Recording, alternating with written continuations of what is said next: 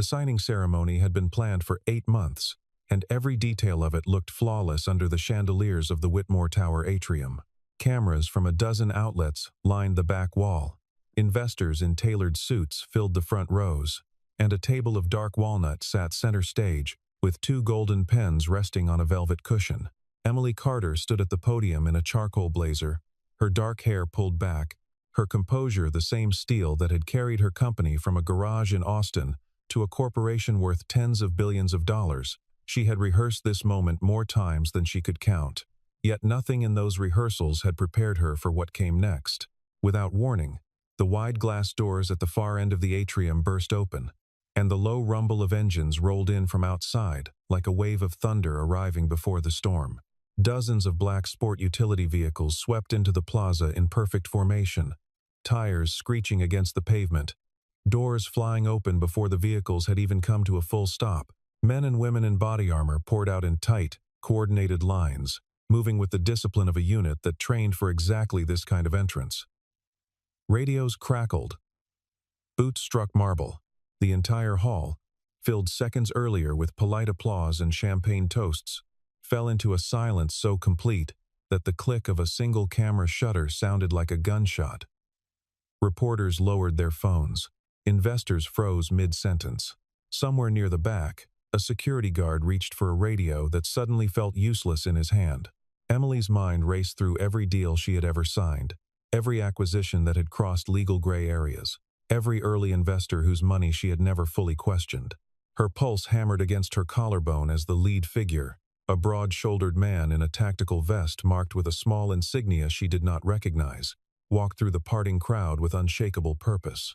She gripped the edge of the podium, her knuckles whitening, certain that the years of careful maneuvering behind her company's meteoric rise had finally caught up to her. Her voice, when it came, was barely more than breath. "They're here for me," she whispered. And for a moment, she believed it completely. Believed that every secret she had buried was about to be dragged into the light in front of cameras and colleagues alike. But the commander did not stop at the podium. He walked past her without so much as a glance, his eyes fixed on a point somewhere behind the crowd, near the service corridor where the catering staff usually waited. 15 seconds. That was all it took for the entire trajectory of the afternoon to shift. 15 seconds for the commander to cross the marble floor, plant his boots in front of a man in a faded gray maintenance uniform, and snap to attention with a salute so sharp it seemed to slice the air. "Sir," the commander said, his voice carrying easily across the stunned silence. "Washington needs you." The man in the gray uniform was Ethan Brooks, the quiet maintenance engineer whose name Emily had heard exactly twice in 2 years, and both times she had already forgotten it by the following morning.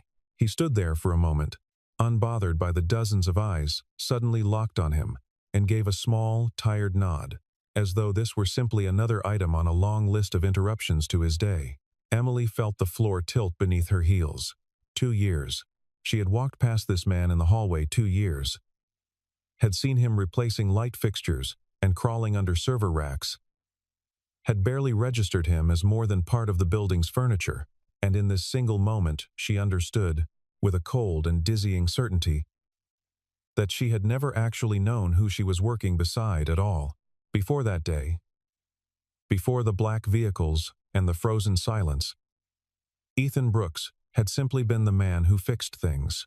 He was 38 years old, quiet almost to the point of invisibility. And he wore the same 3 faded gray uniforms in rotation, each one patched at the elbows from years of crawling through server rooms and electrical closets. He never joined the office celebrations, never lingered at the coffee station for small talk, and never once mentioned anything about his life outside the building, except the occasional comment about picking up his son from school. People in the office assumed he was a contractor, someone the building management brought in through an outside agency. And nobody bothered to correct that assumption because nobody bothered to ask. He fixed the broken elevator on the 9th floor without being asked twice. He rewired the emergency lighting after a storm knocked out half the block. He was, by every visible measure, an unremarkable man doing an unremarkable job. And that was precisely how he wanted it. At home, in a modest two-bedroom house on the quiet edge of the city, Ethan's evenings followed a rhythm that had nothing to do with servers or security clearances. He cooked simple dinners for his son, a curious 9-year-old named Caleb, who collected model rockets and asked endless questions about how things worked, and he helped with homework at a kitchen table scarred by years of crayon marks and spilled juice. Caleb knew his father as a man who could fix anything, from a jammed bicycle chain to a flickering porch light, and he had no idea that the same steady hands once helped design systems meant to guard against threats most people never learned existed. Ethan preferred it that way. He had buried an entire former life beneath the ordinary rituals of fatherhood, and every quiet evening spent reading bedtime stories felt, to him, like a victory far greater than any classified briefing he had once attended in Washington. Emily, for her part, had built Carter Dynamics into one of the most valuable artificial intelligence companies in the country by trusting almost nothing that could not be measured, quantified, or proven through performance. She believed, with the same conviction some people reserved for religion, that competence revealed itself through results, and that titles and credentials were simply a lazy shorthand for people who could not be bothered to look closer. Yet even she, for all her professed belief in looking past appearances, had never truly looked at Ethan Brooks. She had passed him in hallways 100 times, had nodded at him the way one nods at a fixture rather than a person, and had never once wondered what a man carrying a toolbox through her building might actually know. In the weeks leading up to the largest contract in her company's history, she had far bigger concerns occupying her attention, and the maintenance engineer was simply not on the list.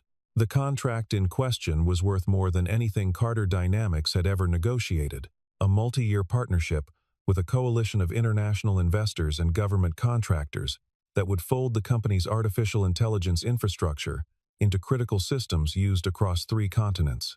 Every lawyer, every board member, every public relations strategist had spent months polishing the deal until it gleamed.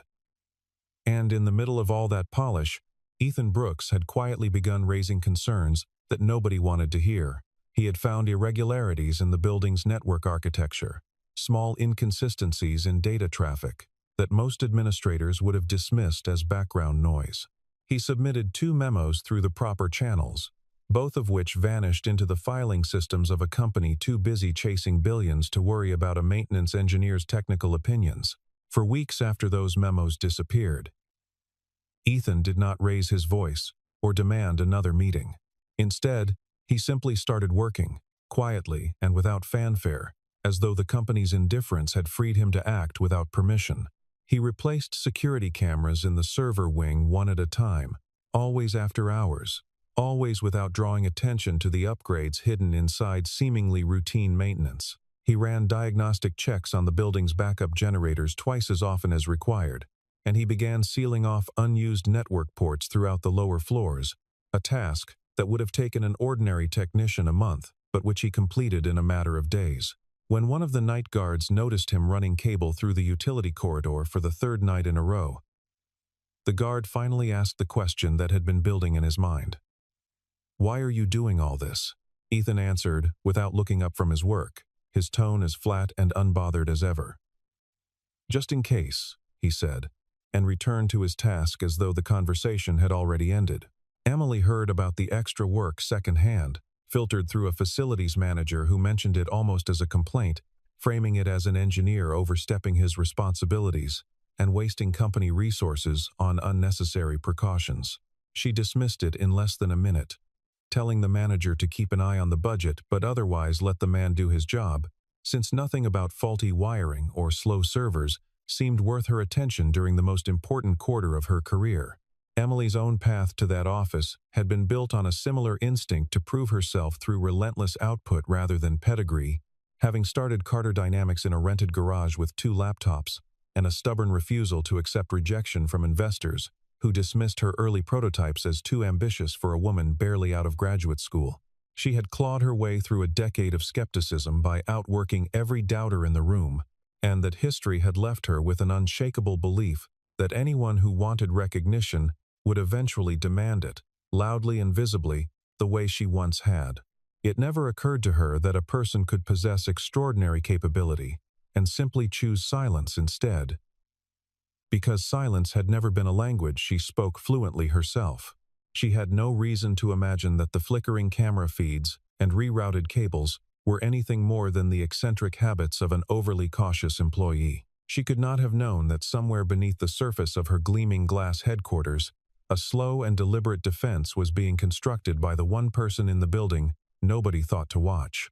Outside the walls of Carter Dynamics, however, something else had begun to stir. Something far larger than a single engineer's quiet diligence could fully contain. Unfamiliar black sedans started appearing near the loading dock at odd hours, idling just long enough to draw the attention of the night shift before disappearing into traffic. A courier delivering documents to the 17th floor reported being followed for several blocks by a car that peeled away the moment he entered the building's parking garage. Junior analysts in the data science department noticed strange login attempts on servers that should have been completely isolated from outside access, attempts that were traced to internet addresses scattered across 3 different continents. Rumors began to spread through the break rooms and elevator rides. Hushed conversations about whether a competitor was trying to steal proprietary algorithms, or whether federal regulators had begun quietly circling the company ahead of the signing. Emily brushed off most of the whispers as the natural anxiety that accompanied any high-stakes deal, the kind of nervous energy that always seemed to spike in the days before a major announcement. She had weathered corporate espionage rumors before, had seen competitors send scouts to loiter near her building in the hope of overhearing something useful, and she assumed this was simply another version of the same tired game. What she did not know, what nobody in the executive suite knew, was that the unfamiliar cars and the strange login attempts were not random noise at all, but the visible edges of a much larger and more coordinated operation, one that had already identified Carter Dynamics as its next target long before the ink on any contract had dried. Somewhere beyond the walls of her office, an organization with resources far exceeding anything she had ever negotiated against was preparing to make its move, and the countdown to that move had already begun ticking the moment she agreed to the terms of the largest deal of her career. The morning of the signing arrived with a kind of theatrical perfection that only made the coming chaos feel more jarring in contrast. Billionaires flew in on private jets to witness the ceremony, their assistants trailing behind with briefcases full of paperwork that would never actually be opened. Senators and cabinet-level officials sent representatives to observe a deal that touched on national infrastructure, while journalists from the country's largest financial outlets jostled for the best camera angles near the stage. Emily walked the length of the atrium one final time before the doors opened to the public, checking every detail with the meticulous attention that had defined her entire career, unaware that the ceremony she had poured 2 years of her life into was about to be interrupted in ways no amount of planning could have anticipated. At exactly the moment the 2 golden pens were set on their velvet cushion, every phone in the building lost signal at once, screens flickering from full bars to a single stubborn dot before going dark entirely. The wireless internet across all 14 floors dropped within seconds of the phones, cutting off every laptop, every point-of-sale terminal, and every security monitor tied to the network. The heavy glass doors at the main entrance, along with the service exits on either side of the building, locked automatically, with a sound like a held breath being released all at once. Panic rippled through the crowd in slow, uneven waves, investors reaching instinctively for phones that refused to respond, reporters exchanging confused glances as their equipment blinked uselessly in their hands. Somewhere near the edge of the chaos, Ethan Brooks moved calmly and methodically from floor to floor, checking control panels and access points with the unhurried focus of a man executing a plan he had rehearsed 100 times in his mind.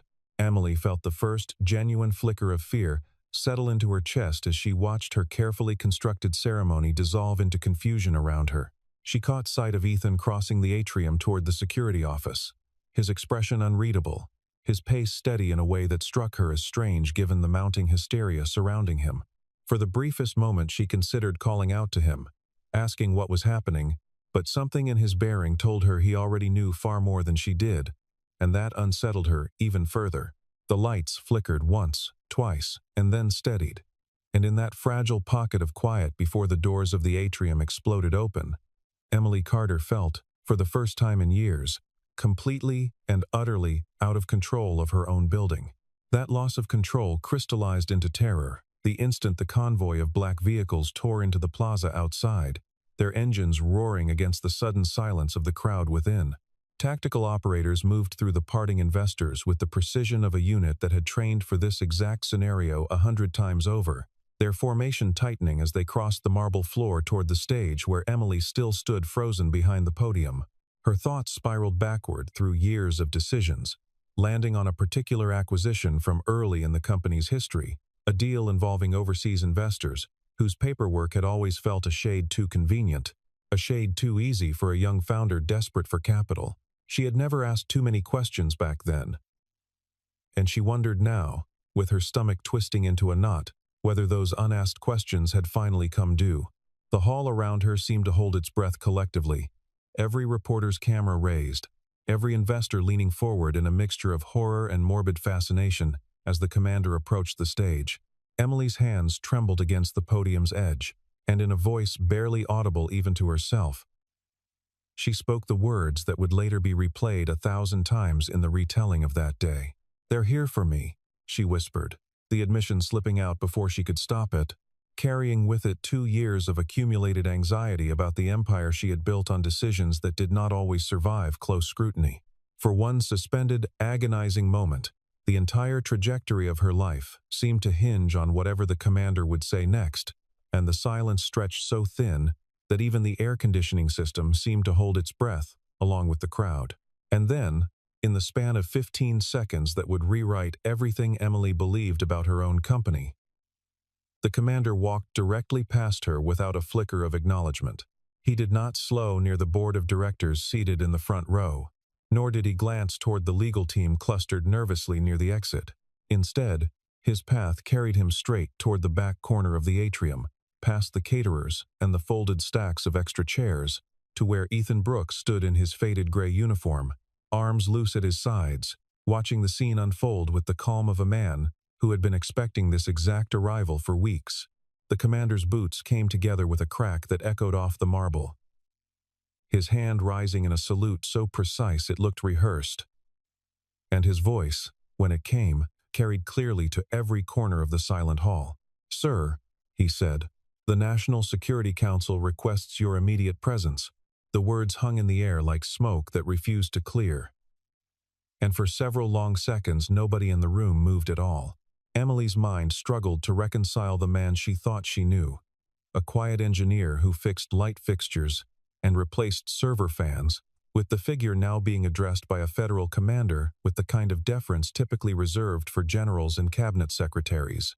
Ethan exhaled slowly, glanced once around the frozen crowd, and gave the commander a small nod that seemed to carry the weight of some prior understanding between them. "Give me a moment," he said quietly, his voice carrying none of the drama the moment demanded. And he turned to look at Emily directly for what felt like the first time in 2 years. In his eyes, she saw not fear, not guilt, but something closer to exhaustion. The look of a man who had spent a long time carrying a burden he had never wanted anyone else to see. In the hours that followed, once the tactical teams had secured the building and cleared the immediate threat, Emily found herself unable to return to the celebratory atmosphere the signing had been meant to produce. She retreated to her office, closed the door, and began making calls that she would once have considered beneath her attention, contacting old contacts in Washington, former classmates who now worked in federal agencies, anyone who might explain how a maintenance engineer in her own building had somehow become important enough to warrant a national security escort. The answers came slowly, and each one deepened the sense of vertigo that had settled over her since the moment the commander saluted a man in a faded gray uniform. Ethan Brooks, it turned out, had spent the better part of a decade designing critical cybersecurity infrastructure for federal agencies and work so sensitive that his name rarely appeared on any public document connected to it.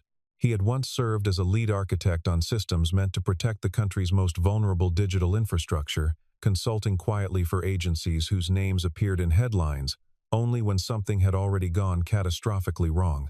Colleagues who had worked alongside him years earlier described a brilliant, almost obsessive mind, a man capable of anticipating vulnerabilities that entire teams of specialists routinely missed. And then, roughly 5 years earlier, he had simply vanished from that world entirely, resigning from every consulting position he held and disappearing from the small, insular community of experts who once considered him among the best in the field. Nobody in that community had ever fully understood why he walked away, though a few who knew him personally offered a quieter explanation, one that had nothing to do with burnout or scandal, and everything to do with a son who had just lost his mother and needed a father who could actually be present. Emily sat with that information for a long time after the last phone call ended, turning it over in her mind, the way she might examine a contract clause that suddenly revealed hidden implications. She thought of every hallway encounter she'd had with Ethan over the past 2 years. Every polite but forgettable nod exchanged in passing. And she felt something uncomfortably close to shame settle over her.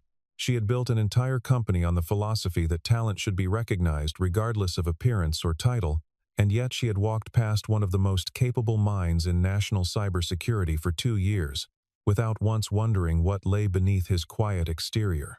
Somewhere in the building below her office, the man who had spent weeks quietly reinforcing every vulnerable system in the company was likely still working, still fixing things, still doing the job nobody had thought to properly notice. The full scope of what Ethan had been protecting against became clear only after federal investigators completed their initial briefing with Emily's legal team the following day. An international organization known within intelligence circles only by the coded designation Meridian had spent the better part of a year infiltrating companies developing advanced artificial intelligence, extracting proprietary algorithms, and using stolen data to manipulate markets on a scale that dwarfed ordinary corporate espionage. Carter Dynamics had been identified months earlier as a prime target, not merely for its technology, but for the access that technology would soon grant into critical infrastructure systems once the signing ceremony's contract went into effect. The organization had planned to exploit the chaos and visibility of the signing itself, using the flood of press attention and the temporary strain on building security as cover for a coordinated digital breach that would have siphoned away years of research in a matter of hours. Investigators later explained that Meridian operated less like a single hostile government and more like a loose network of former intelligence operatives, disgraced financiers, and mercenary hackers who sold stolen technology to the highest bidder, regardless of which flag that bidder happened to fly.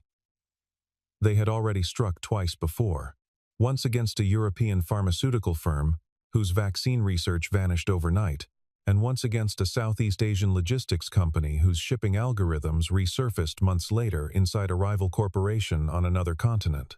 Carter Dynamics represented their most ambitious target yet, since folding stolen artificial intelligence into critical infrastructure contracts would have given the organization leverage far beyond simple theft, reaching into power grids, financial systems, and transportation networks that ordinary citizens depended on without ever knowing how fragile the protections around them truly were.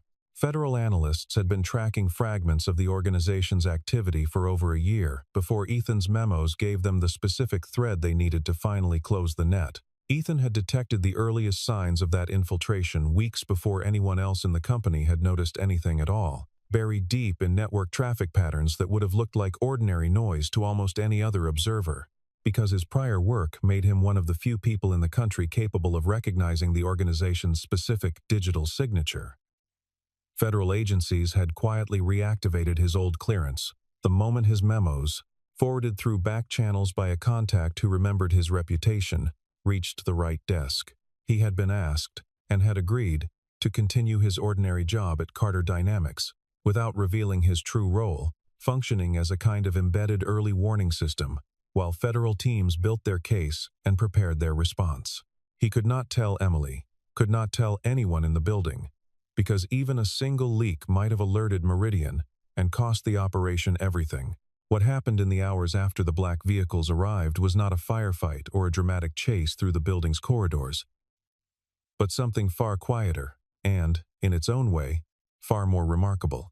While tactical teams secured the physical perimeter of the building, Ethan worked alongside a small unit of federal cyber specialists to trace and dismantle the intrusion in real time, isolating compromised servers, rerouting critical data, through channels he had quietly built weeks earlier, and locking Meridian's access out of systems before a single file could be extracted. Emily watched portions of this operation unfold from a distance, standing in the doorway of the server room as screens filled with cascading code that she only partially understood, and she realized she was witnessing something closer to surgery than warfare. There were no explosions, no gunfire, nothing that resembled the dramatic image she had conjured when the SUVs first arrived. There was only quiet, focused intelligence, moving faster than the threat it was built to stop. At one point during the operation, a junior federal analyst called out that Meridian had rerouted its attack through a secondary server cluster nobody on the team had flagged, and for a brief, tense moment the room seemed to hold its breath as lines of code scrolled faster than anyone could read them. Ethan moved to a terminal near the back wall without a word. Fingers moving across the keyboard, with the calm precision of a surgeon closing an incision, and within minutes the rerouted attack collapsed in on itself, trapped inside a decoy network he had built weeks earlier, specifically to catch exactly this kind of maneuver. The analyst let out a low whistle of disbelief, glancing at his colleagues as if to confirm what he had just witnessed, while Ethan simply moved on to the next screen without acknowledging the moment at all. Emily, watching from the doorway, realized she was seeing something rarer than heroism. She was seeing years of quiet, unglamorous preparation, finally proving its worth in a matter of minutes. By the time the last compromised server had been isolated and the building's systems restored to normal operation, the sun had already begun to set outside the atrium's tall windows, casting long amber light across a room that had, only hours earlier, held the entire trajectory of Emily's career in a single frozen moment. She found Ethan alone in the security office, sleeves rolled up, quietly closing out the final diagnostic reports as though he were finishing an ordinary shift rather than concluding an operation that had just protected billions of dollars in intellectual property and, by extension, the jobs of everyone who worked beneath her leadership. She stood in the doorway for a long moment before speaking, unsure exactly how to address a man she had just spent an entire day discovering she had never actually known. When she finally found her voice, the question that came out was simpler than she expected. Why didn't you ever tell anyone the truth about who you are? Ethan set down the tablet he had been holding and considered the question with the same unhurried thoughtfulness he seemed to bring to every task, technical or otherwise. If people knew who I used to be, he said slowly, they would only ever see the title. They would ask me about clearances and classified projects, and they would stop seeing anything else about me at all. He glanced toward the window, where the last light of the afternoon was fading into the blue haze of early evening, and continued in a quieter voice. After my wife passed, I had a son who needed a father who showed up to pick him up from school, not a man buried in secure briefings on the other side of the country. I wanted a version of my life where people looked at me and saw someone reliable, not someone important. Being invisible was never a burden to me. It was the only way I knew how to protect what actually mattered. Emily absorbed his words in silence, feeling the weight of them settle over her own choices in a way she had not expected. She had spent her entire career operating under the assumption that value revealed itself through visible achievement, through titles and headlines, and the kind of recognition that filled boardrooms with applause. Standing in that quiet security office, listening to a man who had walked away from national prominence to be president for his son's ordinary Tuesday afternoons, she understood for the first time how narrow her definition of worth had actually been. I judged you the moment I decided you weren't worth remembering, she admitted, the words feeling strange and unfamiliar in her mouth, since admitting fault had never come naturally to her. I looked at your uniform and decided I already knew everything I needed to know about you. Ethan offered a small, tired smile, the kind that suggested he had heard some version of this admission before, though perhaps never quite so directly. Most people do, he said, without bitterness. It's not really your fault.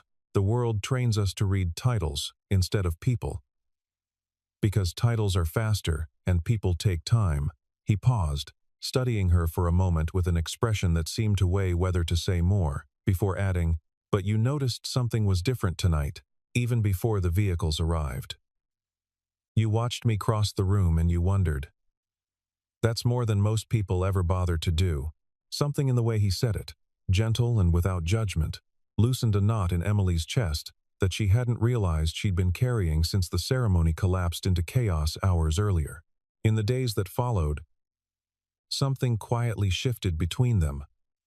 Though neither of them rushed to name it or dress it up in the kind of dramatic declarations that might have suited the scale of what had happened, Emily found herself lingering near the maintenance office in the mornings, ostensibly to check on the progress of the security upgrades, though the conversations that followed rarely stayed on the subject of servers and wiring for long.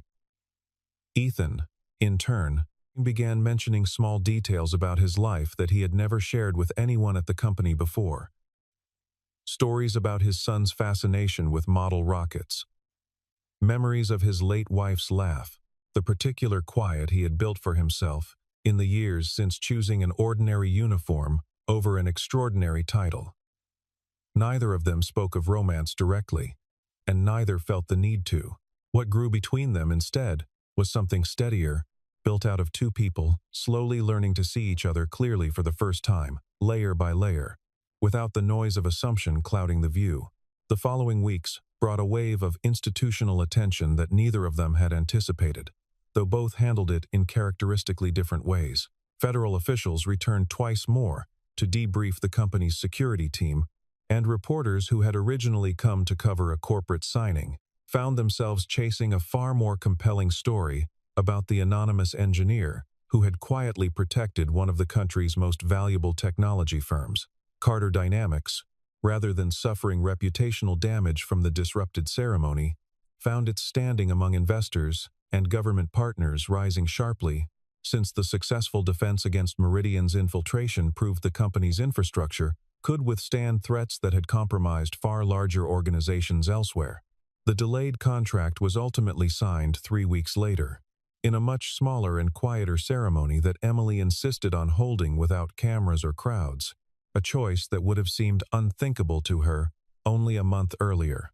Journalists who tried to track down details about the mysterious engineer found themselves repeatedly turned away by federal press officers who cited ongoing sensitivity around the case, and the few articles that did run leaned heavily on speculation rather than fact, describing him in vague terms as a former government consultant with an unusually quiet public profile.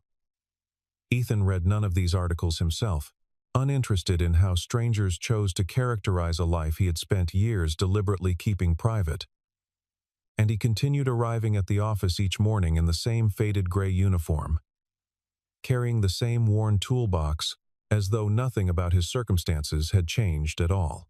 Caleb, upon learning secondhand from a classmate's parent that his father had once done secret work for the government, asked only one question that evening at dinner, wanting to know whether his father had ever met an actual astronaut, and seemed entirely satisfied when Ethan admitted that he had, in fact, met two. Emily used the momentum of that quieter signing to do something she had never done before in her 9 years running the company, calling an all-staff assembly not to announce a new product or celebrate a financial milestone, but simply to speak honestly to the people who worked beneath her every day.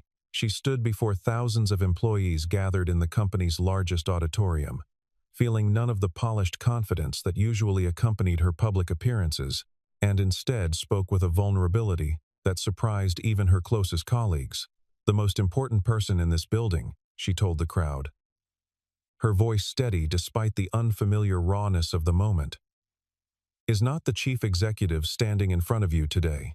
She paused, scanning the sea of faces until she found the one she was looking for, seated quietly near the back exit as though prepared to slip away the moment the speech ended.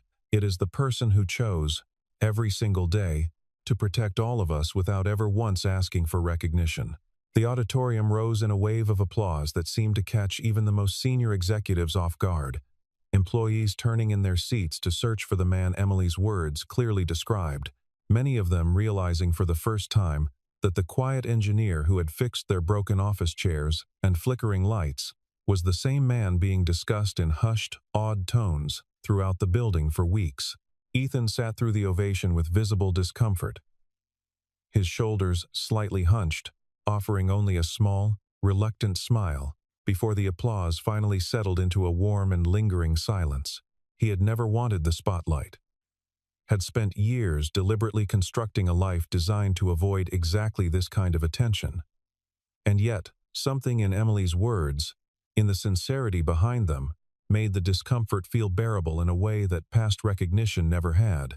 In the weeks that followed the assembly, the company's board of directors, eager to formalize what had become an unavoidable public narrative, offered Ethan a newly created executive position overseeing the firm's entire security infrastructure, complete with a title, a substantial salary increase, and a seat among the senior leadership he had spent years deliberately avoiding.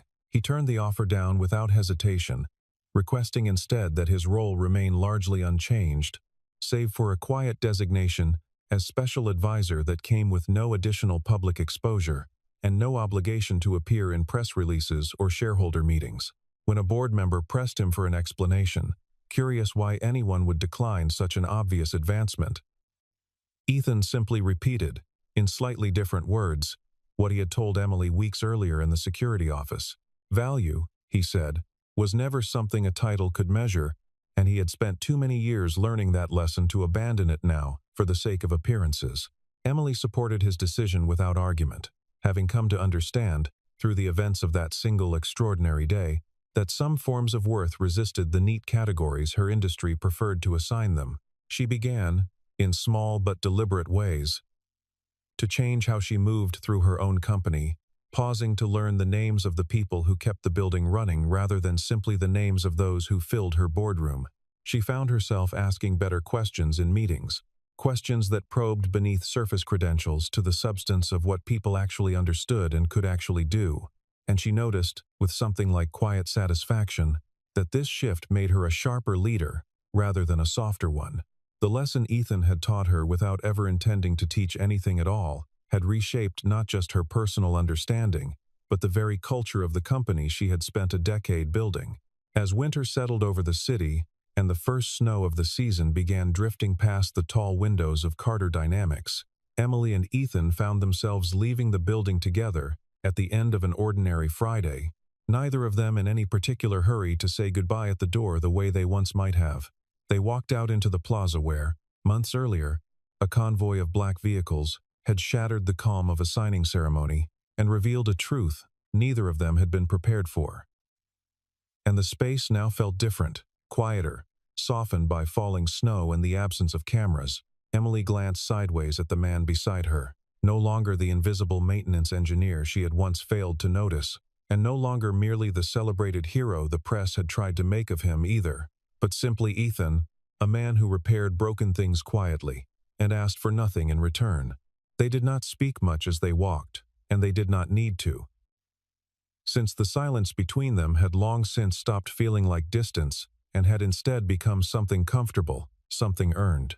Snow gathered softly on the shoulders of Emily's coat and on the faded gray fabric of Ethan's jacket, blurring, for just a moment, the line that had once separated a chief executive from the man who kept her building running.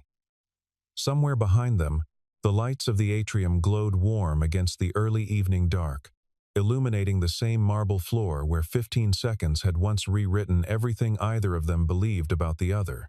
Ahead of them lay an ordinary evening, a walk toward nothing more dramatic than dinner and conversation, and perhaps that, more than any headline or ceremony, was the truest measure of how far they had both come.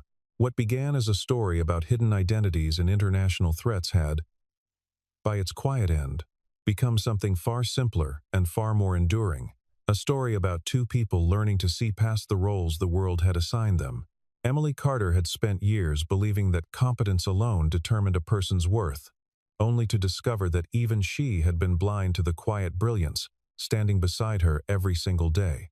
Ethan Brooks had spent years hiding behind an ordinary uniform to protect the one thing that mattered more to him than any title or recognition ever could, and, in the end, he had not needed to trade that quiet life for anything grander to be truly seen. Together, walking through the season's first snowfall, they proved that the most powerful people are rarely the ones standing behind a podium, but often the ones quietly making sure everyone else gets to stand there safely at all.